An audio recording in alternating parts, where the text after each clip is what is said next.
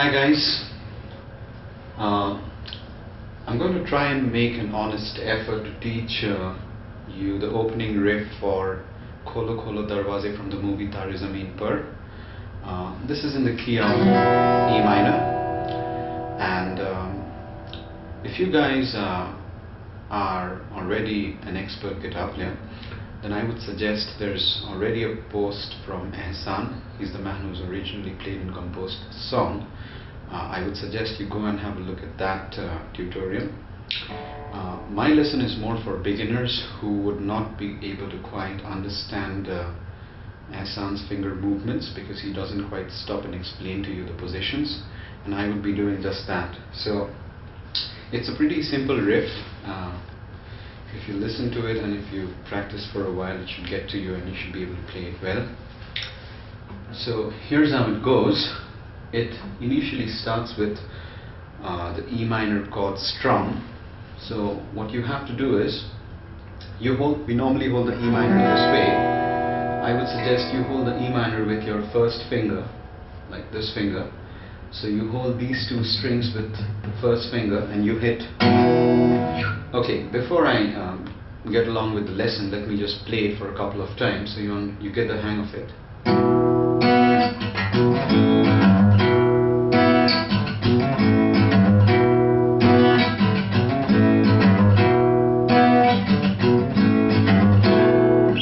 There. Okay, so let's get started. You hold the E minor chord with the first finger of yours.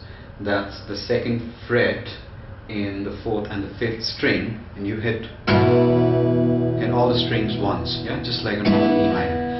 And the second strum, all you have to do is you have to keep this finger intact while you bring your pinky onto the fourth fret of the third string. That's the B note. It's only to enhance the fifth sound in the chord. So it's like, so when I'm hitting the chord the second time, I'm trying to put more emphasis on the lower strings, which is the higher note strings. Initially it's like a full sound, and the second sound is more of, so it's,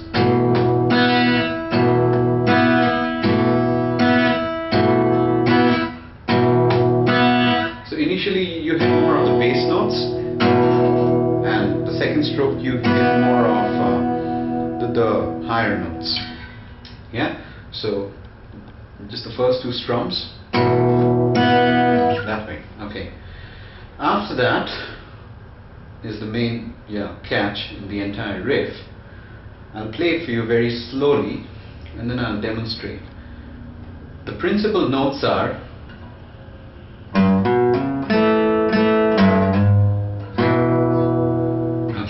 so that's, I'm using my second finger to hit the G note on the sixth string.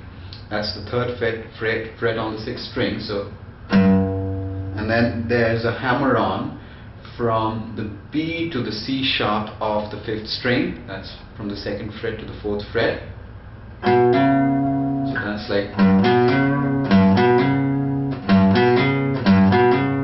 and then you have to hit with your first finger the second frets of the third and the fourth string this way twice. So coming down from the bottom of this part, and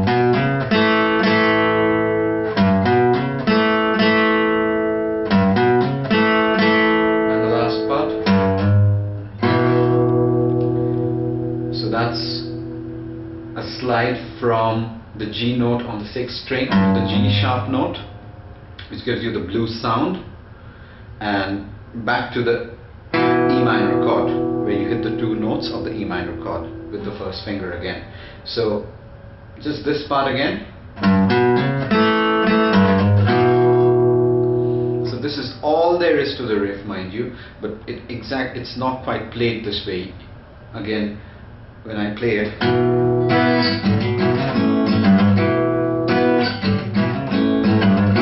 what's happening is there are certain mutings going on, which is giving you that difference in the sound. It's not quite sounding, but these are the exact notes, mind you. So if I were to play it with the exact literal notes that we have,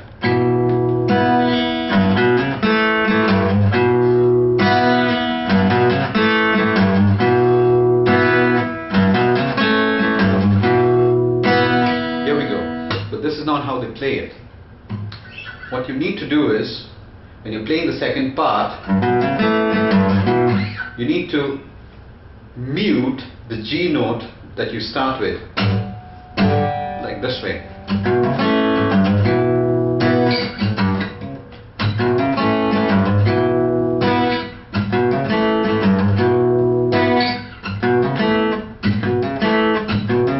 Look how I'm muting the G note.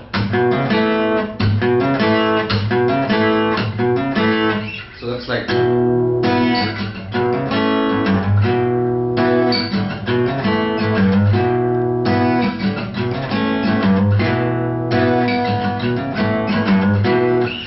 sing this for you along with the riff, and this is really difficult, let me tell you, but it will give you exactly how the riff goes. It will give you a proper idea. Now, I'm not a great singer, especially not this song at least, but I'll just try to put the things in sync, the voice and the riff.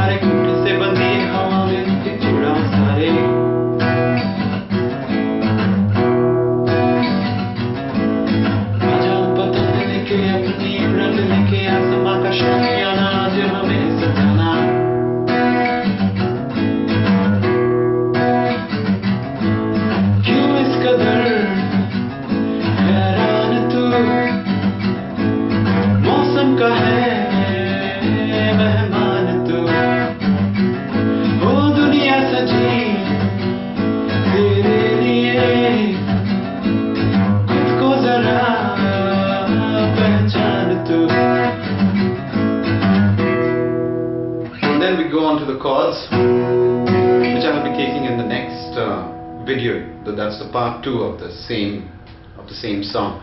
So I hope I've been able to do a decent job of teaching you this riff. I'll play it once again very slowly.